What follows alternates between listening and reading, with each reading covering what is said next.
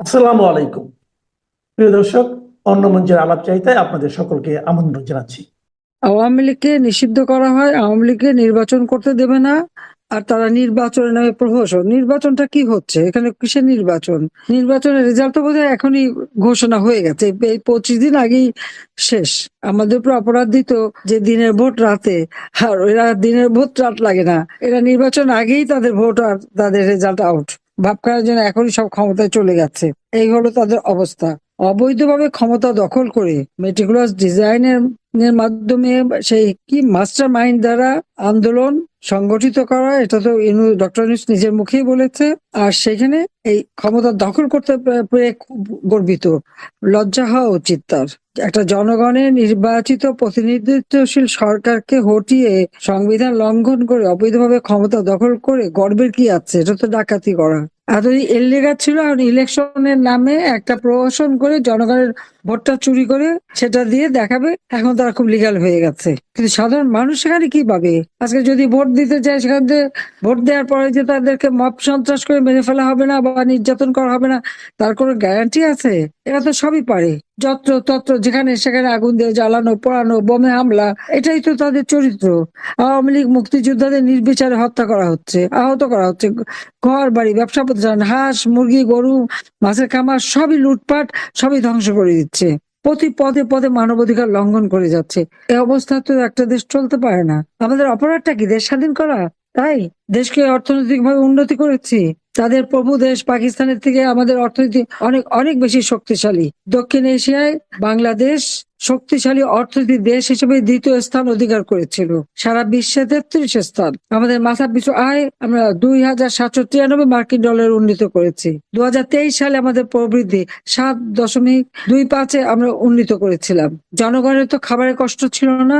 ভূমিহীন গৃহহীন 8 লক্ষ পরিবারকে আমি বিনামূল্যে আধা পাকা ঘর, 2 কামরা, বসার জায়গা, স্যানিটারি ল্যাট্রিন, বিদ্যুৎ, পানি সবকিছু দিয়ে তাদেরকে বিনা সুদে ঋণ দিয়ে নিজেদের জীবন জীবিকা গড়ে তোলার ব্যবস্থা করেছি। এখন প্রত্যেকটা গ্রামকে শহরে উন্নীত করা, গ্রামের পরিবারকে আমার বাড়ি আমার খামার, পল্লী সঞ্চয় ব্যাংক করা, এবং তাদেরকে ঋণ দিয়ে তারা যেন নিজেরা নিজের পায়ে দাঁড়াতে পারে, উৎপাদন করতে পারে। এবং কেউ যদি 200 টাকা জমাতে পারে, তাকে সরকারের পক্ষ থেকে আরো 200 টাকা দিয়ে তার একটা মূলধন করে সে যেন আর কারোর উপর নির্ভরশীল না হয়, আত্মমর্যাদাশীল আত্মনির্ভরশীল হয় প্রতিটি পরিবার। সেভাবে আমরা দেশকে কাজ করে যাচ্ছিলাম। সার্বজনীন পেনশন আমরা সিস্টেম চালু করেছিলাম। এই সার্বজনীন পেনশনে একেবারে দিন মজুর থেকে শুরু করে উচ্চ বিত্তরা প্রত্যেকের জন্য 4টা ধাপে আমরা এই পেনশনের ব্যবস্থা করে দিয়েছিলাম, যে কোনো মানুষ যেন আর ওই ভাতা বা কোনো কিছুর উপর নির্ভরশীল হতে না পারে, তাদের জীবন মান যেন উন্নত হয়। সারা বিশ্বে বাংলাদেশের উন্নয়নের রোল মডেল ছিল।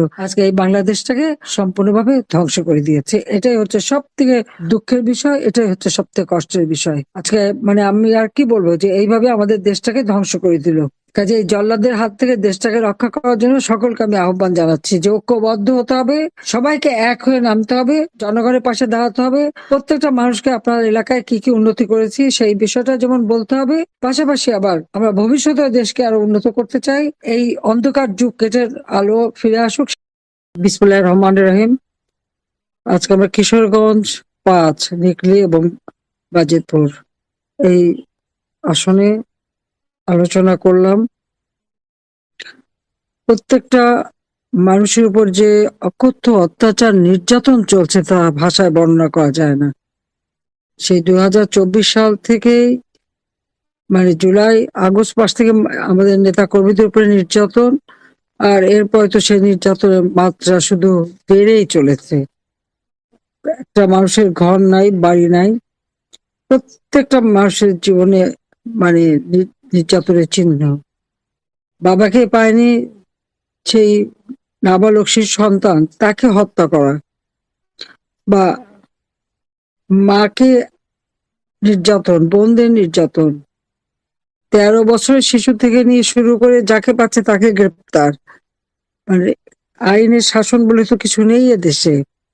অথচ আমরা মামলা হচ্ছে সব আওয়ামী লীগের বিরুদ্ধে, কিন্তু অপরাধ করে যাচ্ছে কিন্তু এই ইউনূসের বাহিনী। তার মেটিকুলাস ডিজাইনের অংশ হিসেবে এই জুলাই থেকে যে নির্যাতন চালানো হচ্ছে বাংলাদেশে তা অবর্ণনীয়। আজকে এই এলাকার একই চিত্র।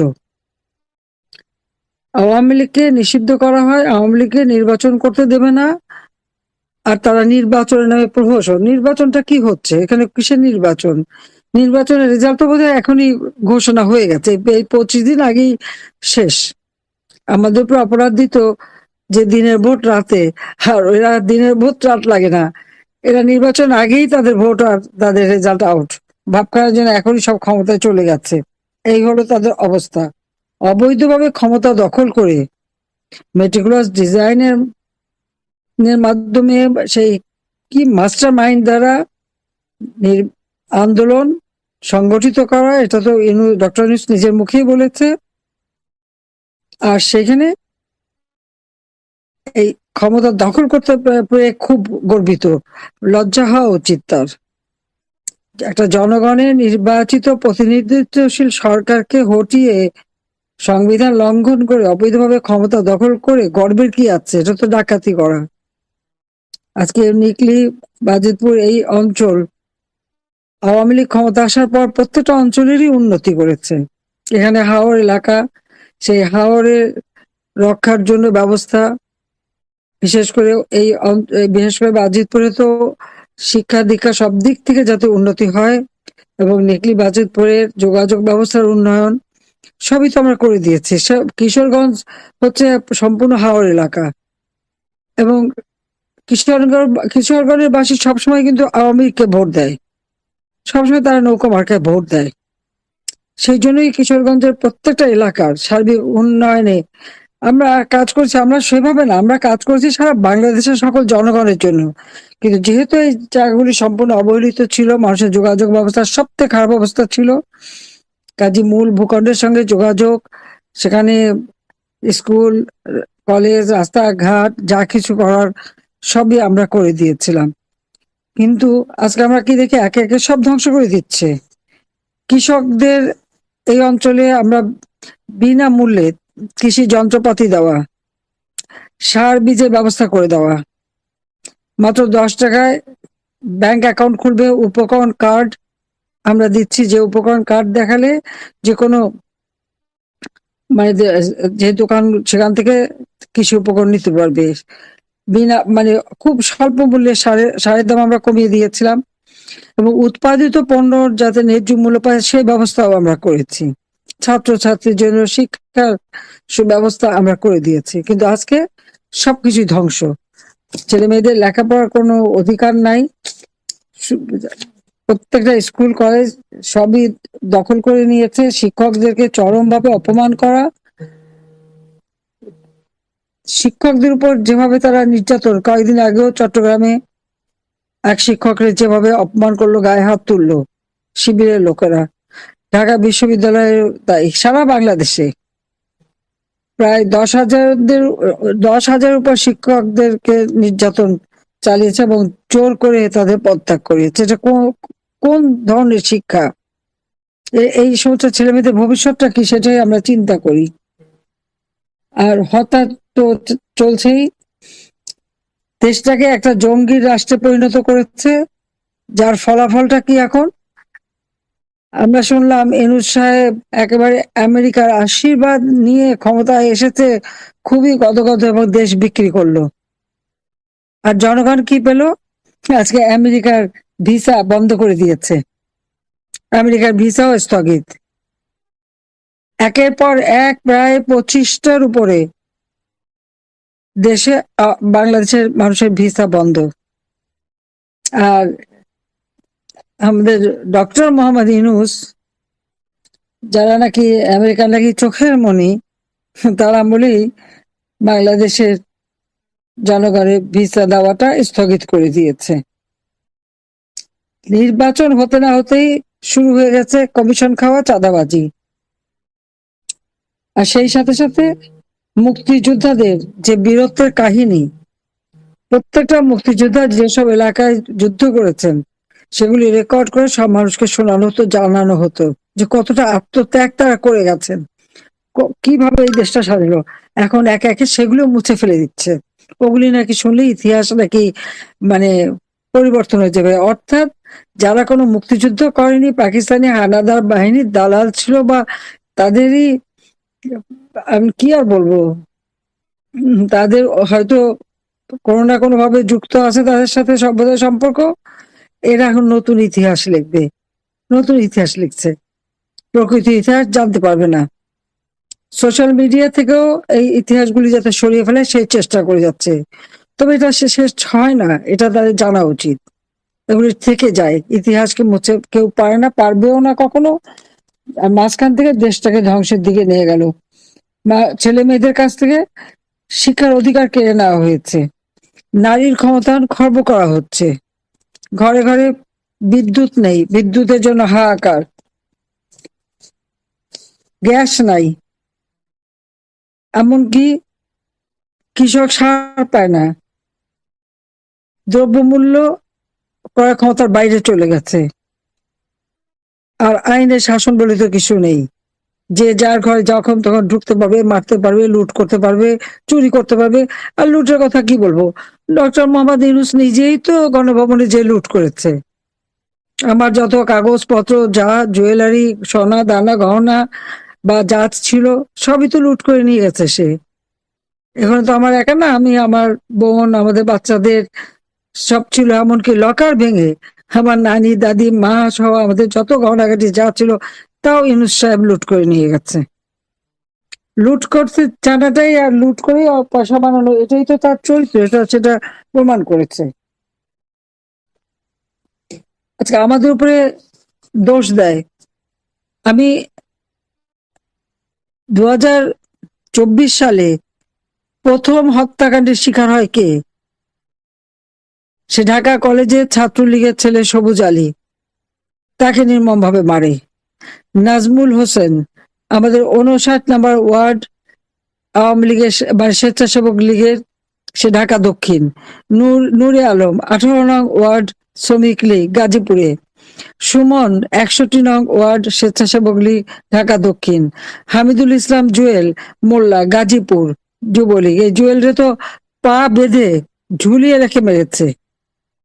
আমি কিন্তু সেই 21শে জুলাই পর্যন্ত যে হত্যাকাণ্ড, সেই নামগুলি বলে যাচ্ছি।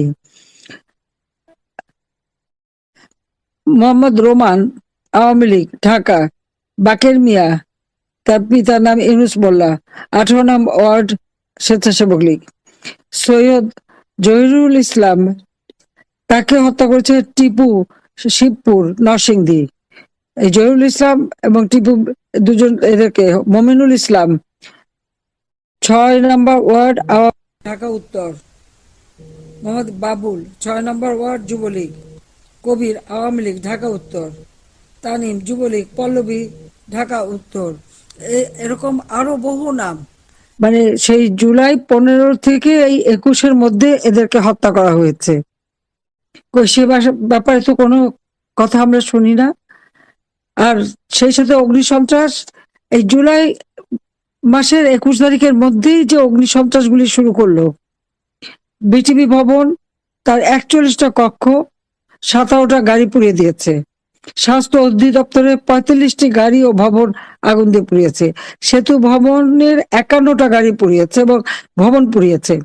টিকাদান কর্মসূচি ইপিআই ভবন, সেখানেও হামলা করে মহাখালীতে এটা উপস্থিত, সেখানেও ধ্বংসযজ্ঞ চালায়। মেট্রো রেল ফার্মগেট যে স্টেশন, সেখানে আগুন দেয়। হানি ফ্লাইওভার, শনির আখড়া, সেখানে আগুন দেয়। এমনকি চানখার পুল, সেখানেও আগুন দেয়। এলিভেটেড এক্সপ্রেসওয়ে মহাখালী, সেখানে আগুন দেয়। বাংলাদেশ বিজ্ঞান গবেষণা কেন্দ্র পিবিআই, সেখানেও আগুন দিয়ে হামলা করে বা আগুন দেয়। দুর্যোগ ব্যবস্থাপনা অধিদপ্তর 35টা গাড়ি অগ্নিসন্ত্রাস করে, পুড়িয়ে দেয় বিল্ডিং এ। সেখানে যে সারা বাংলাদেশের দুর্যোগ আসলে পুরো ঘরটা কম্পিউটার এবং ডাটাবেস সবকিছু করা থাকতো, এবং যখন যেখানে আবহাওয়ার তথ্য সঙ্গে সঙ্গে চলে আসতো, তো সম্পূর্ণ জিনিসটা জ্বালিয়ে পুড়ে ছারখার করে দিয়েছে। আমি নিজে যে দেখে এসেছি। ডাটাবেস সেন্টার যেটা মহাখালী, সেখানেও আগুন দেয়। করোনা হাসপাতাল আমরা করেছিলাম মহাখালীতেই, কোভিড এর সময় কোভিড হাসপাতাল, যে হাসপাতালটা সম্পূর্ণভাবে করোনা রোগীদের জন্য মানে চিকিৎসা দেওয়া হতো, সেটা আগুন দিয়ে পোড়ায়। এমনকি পুষ্টি ইনস্টিটিউট বেশিরভাগই তো গবেষণা। বাংলাদেশের সাবেক প্রধানমন্ত্রী শেখ হাসিনা জুলাই আন্দোলনের হত্যাকাণ্ডগুলোর তদন্ত নতুন করে সত্যিকারের নিরপেক্ষভাবে জাতিসংঘের অধীনে করার আহ্বান জানিয়েছেন। শেখ হাসিনা প্রথমবারের মতো দিল্লিতে সাংবাদিকদের জন্য আয়োজিত কোনো অনুষ্ঠানে আনুষ্ঠানিকভাবে ভার্চুয়ালি বক্তব্য দিলেন।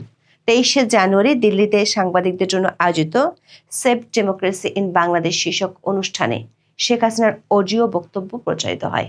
প্রায় 10.5 মিনিটের এই অডিও ভাষণে শেখ হাসিনা অধ্যাপক ইউনূসের নেতৃত্বাধীন অন্তর্বর্তী সরকারকে সরিয়ে আইন শৃঙ্খলা পরিস্থিতির নিয়ন্ত্রণ ও বিচার ব্যবস্থার প্রতি মানুষের আস্থা ফিরিয়ে আনার জন্য আওয়ামী লীগের আন্দোলনে যোগ দেওয়ার আহ্বান জানিয়েছেন। দাবি করেছেন, ইউনূস সরকারকে না সরানো পর্যন্ত সুষ্ঠু, অবাধ ও নিরপেক্ষ নির্বাচন সম্ভব নয়। এজন্য তিনি সেনাবাহিনীর প্রতিও আহ্বান জানিয়েছেন বিভাজনমূলক কর্মকাণ্ড নির্মূলে সহায়তা করতে। প্রশ্ন হলো, বাংলাদেশের নির্বাচনের ঠিক 20 দিন আগে একদিকে জাতিসংঘ, আবার অন্যদিকে বাংলাদেশের সেনাবাহিনী ও দেশের মানুষের প্রতি এমন আহ্বান শেখ হাসিনা কেন জানালেন? আবার তিনি গত কিছুদিন ধরে যে ভোট বর্জনের কথা বলে আসছেন, সেটি কেন বললেন না? বিশ্লেষকরা মনে করছেন, শেখ হাসিনা দিল্লির বিদেশি গণমাধ্যমগুলোর মাধ্যমে আন্তর্জাতিক অঙ্গনে 5টি পয়েন্ট তুলে ধরেছেন, যেখানে তার কিছুদিন আগে দেয়া ভোট বর্জনের বার্তাটি নেই।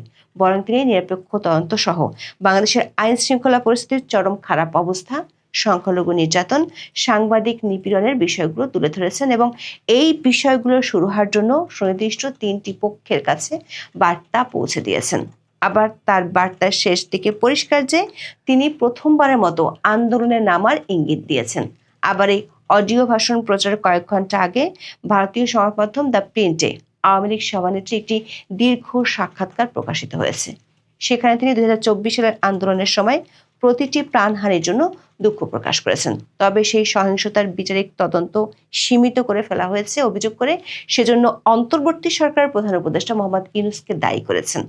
এই সাক্ষাৎকারে শেখ হাসিনা আসন্ন ত্রয়োদশ সংসদ নির্বাচনে আওয়ামী লীগকে বাদ দেওয়ার সিদ্ধান্তের সমালোচনা করে একে রূপান্তরের মোড়কে কর্তৃত্ববাদ বলেছেন। বিস্তারিত জানতে চলুন যাওয়া যাক বিশ্লেষণে।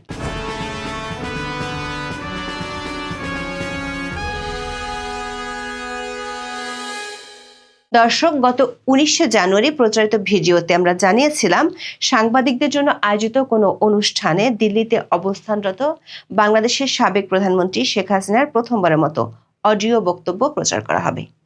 এর মধ্যে সামাজিক মাধ্যমে নানা পক্ষ থেকে গুঞ্জন ওঠে ওই অনুষ্ঠানে শেখ হাসিনা সশরীরে কিংবা ভিডিও বার্তায় বক্তব্য দিবেন। বিশেষ করে গত 17 জানুয়ারি আওয়ামী লীগের 2 সাবেক মন্ত্রী দিল্লিতে এক অনুষ্ঠানে বক্তব্য দেওয়ার পর থেকে বিষয়টি বেশ চাওর হয়। কিন্তু ভারতীয় নিরাপত্তা সংস্থাগুলোর দাবি, নিরাপত্তার কারণে শেখ হাসিনার ভিডিও বার্তা বা লাইভ সম্প্রচারের সুযোগ দেওয়া সম্ভব নয়। 2024-এর 5ই আগস্ট থেকে দিল্লিতে রয়েছেন আওয়ামী লীগ সভানেত্রী শেখ হাসিনা। দেশ ছাড়ার কয়েক মাস পর থেকে তিনি ভার্চুয়াল মাধ্যমে আওয়ামী লীগের নেতাকর্মীদের উদ্দেশ্যে ভাষণ দিচ্ছেন। এ নিয়ে বাংলাদেশের অন্তর্বর্তী সরকারের গুরুতর অভিযোগ রয়েছে, তবে কোথাও শেখ হাসিনা ক্যামেরার সামনে মুখোমুখি হননি। তাছাড়া দিল্লিতে থাকলেও গত 1.5 বছরে তিনি কখনো ভারতের কোনো অনুষ্ঠানে হাজির হননি। সেই হিসেবে প্রথমবারের মতো কোনো অনুষ্ঠানে শেখ হাসিনার অডিও বার্তা প্রচারিত হলো। আওয়ামী লীগ সভানেত্রী শেষ পর্যন্ত ক্যামেরার সামনে ভাষণ না দিলেও শুক্রবারের অনুষ্ঠানে তার উপস্থিতিকে রাজনৈতিক এবং কূটনৈতিক দিক থেকে অত্যন্ত গুরুত্বপূর্ণ এবং সময়টি যথেষ্ট তাৎপর্যপূর্ণ বলে মনে করা হচ্ছে। বিশেষ করে বাংলাদেশের নির্বাচনের 20 দিন আগে পয়েন্ট সহকারে তিনি এমন কিছু দাবি তুলে সংশ্লিষ্ট পক্ষগুলোর উদ্দেশ্যে তুলে ধরেছেন, যেগুলো নিয়ে গত কয়েক মাস ধরে আন্তর্জাতিক মহল ও মিডিয়াতে আলোচনা হচ্ছে। 23শে জানুয়ারির অনুষ্ঠানটির শিরোনাম হলো সেভ ডেমোক্রেসি ইন বাংলাদেশ বা বাংলাদেশের গণতন্ত্র বাঁচাও। অনুষ্ঠানটির আয়োজন করেছে দিল্লিতে অবস্থিত foreign correspondents club of south Asia. দিল্লির মাথুরিতে অনুষ্ঠিত এই অনুষ্ঠানে সশরীরে হাজির ছিলেন হিউম্যান রাইটস ওয়াচের মহাসচিব ইঞ্জিনিয়ার মোহাম্মদ এস সিদ্দিক, সাবেক শিক্ষামন্ত্রী মহিবুল হাসান চৌধুরী নফেল ও অভিনেত্রী রোকেয়া প্রাচী। এছাড়া ভার্চুয়াল মাধ্যমে যোগ দেন সাবেক পররাষ্ট্রমন্ত্রী আব্দুল মোমেন, সাবেক তথ্যমন্ত্রী মোহাম্মদ আলী আরাফাত এবং সাবেক সংসদ সদস্য হাবিব মিল্লাত। অনুষ্ঠানের এক পর্যায়ে শেখ হাসিনার অডিও ভাষণ প্রচার করা হয়। শেখ হাসিনা তার ভাষণের শুরুতে দাবি করেন, চরমপন্থী সাম্প্রদায়িক শক্তির ভয়াবহ আক্রমণে বাংলাদেশ আজ এক অতল গহ্বরের যুগে দাঁড়িয়ে আছে। তিনি এই পরিস্থিতির জন্য বরাবরের মতোই অধ্যাপক ইউনূস ও তার সরকারকে দায়ী করেন। বলেছেন, গণতন্ত্র এখন নির্বাসিত, মানবাধিকার পদদলিত হয়ে গেছে ধুলোতে। সংবাদ মাধ্যমের উপর নিপীড়ন, সংখ্যালঘু ও নারী নির্যাতনের কথা তিনি আন্তর্জাতিক মহলে তুলে ধরেছেন। বাংলাদেশের আইন শৃঙ্খলা পরিস্থিতির চরম অবনতির কথা তুলে ধরে শেখ হাসিনা দাবি করেছেন, জঙ্গি চরমপন্থার উন্মাদনা দেশ জুড়ে আতঙ্কের সৃষ্টি করেছে। তার মতে, এর চেয়েও ভয়াবহ ব্যাপার হলো বাংলাদেশের ভূখণ্ড ও সম্পদকে বিদেশি স্বার্থের জন্য লুণ্ঠনের একটি বিশ্বাসঘাতক ষড়যন্ত্র করা হচ্ছে। বাংলাদেশকে বহুজাতিক সংঘাতের চুল্লির দিকে ঠেলে দেওয়া হচ্ছে। এর পরপরে তিনি বক্তব্যে সেনাবাহিনীকে উদ্দেশ্য করে বাংলাদেশকে ঐক্যবদ্ধ করতে এবং বিভাজনমূলক কর্মকাণ্ড নির্মূল করতে সহায়তা করার আহ্বান জানান। এরপর শেখ হাসিনা 5টি পয়েন্ট বা দফা তুলে ধরেন। প্রথমটি হলো অবৈধ সরকারকে অপসারণ করে গণতন্ত্র পুনরুদ্ধার করা। তিনি মনে করেন, অধ্যাপক ইউনূসের অধীনে বাংলাদেশে কখনোই অবাধ ও সুষ্ঠু নির্বাচন হবে না। দ্বিতীয়ত, প্রতিদিনের সহিংসতার অবসান ঘটানো ও অর্থনীতিকে উন্নত করা। তৃতীয়ত, ধর্মীয় সংখ্যালঘু গোষ্ঠী, নারী ও মেয়েদের নিরাপত্তা নিশ্চিত করা। চতুর্থত, বিচার ব্যবস্থার প্রতি আস্থা ফিরিয়ে আনা। সবশেষ তিনি জাতিসংঘকে গত বছরের ঘটনাবলী নিয়ে নতুন ও সত্যিকারের নিরপেক্ষ তদন্ত করার আহ্বান জানান। এখানে তিনি দাবি করেছেন, বাংলাদেশের মানুষের পাশে আন্তর্জাতিক সম্প্রদায় আছে। বিশ্লেষকরা মনে করছেন, শেখ হাসিনার এই ভাষণে প্রথমবারের মতো শুধু আন্তর্জাতিক সম্প্রদায় নয়, বাংলাদেশের সেনাবাহিনী ও দেশের মানুষের উদ্দেশ্যে বার্তা দিয়েছেন। কয়েকদিন আগেও দলের নেতাকর্মীদের উদ্দেশ্যে দেওয়া অডিও বার্তায় ভোট বর্জনের কথা বলেছেন। আওয়ামী লীগের পক্ষ থেকে বলা হচ্ছে, নো ভোট নো ভোট। দলটি বলছে, ব্যালটে নেই নৌকা, বুথ থাকবে ফাঁকা। দলের সমর্থকরা বলছেন ভোট বয়কট করতে, কিন্তু 23শে জানুয়ারি সাংবাদিকদের উদ্দেশ্যে দেওয়া অডিও ভাষণে তিনি ভোট বর্জনের কথা বলেননি। বলেছেন, অধ্যাপক ইউনূসের অধীনে কোনো নিরপেক্ষ ও সুষ্ঠু নির্বাচন সম্ভব নয়। বিশ্লেষকরা বলছেন, 2024 সালের 5ই আগস্ট শেখ হাসিনা দিল্লি যাওয়ার পর থেকে তার যে রাজনৈতিক তৎপরতা, সেটিতে 23শে জানুয়ারির পদক্ষেপটি হলো তৃতীয় পদক্ষেপ, যেটি বেশ তাৎপর্যপূর্ণ। প্রথম দিকে শেখ হাসিনা দলের নেতাকর্মীদের উদ্দেশ্যে অডিও বক্তব্য দিতেন। এরপর দ্বিতীয় ধাপে বেশ কয়েকটি আন্তর্জাতিক সংবাদ মাধ্যমে সাক্ষাৎকার দেন। সব সাক্ষাৎকারই তার মূল কথা, আওয়ামী লীগকে নির্বাচনে অংশ নিতে দেওয়া হোক। জনগণ যে দলকে বেছে নেবে তারা সরকার করবে, কিন্তু শেখ হাসিনা ও তার দলের নেতাকর্মীদের সরাসরি ভারতে অনুষ্ঠান করা কিংবা বক্তব্য দিতে দেখা যায়নি। মাস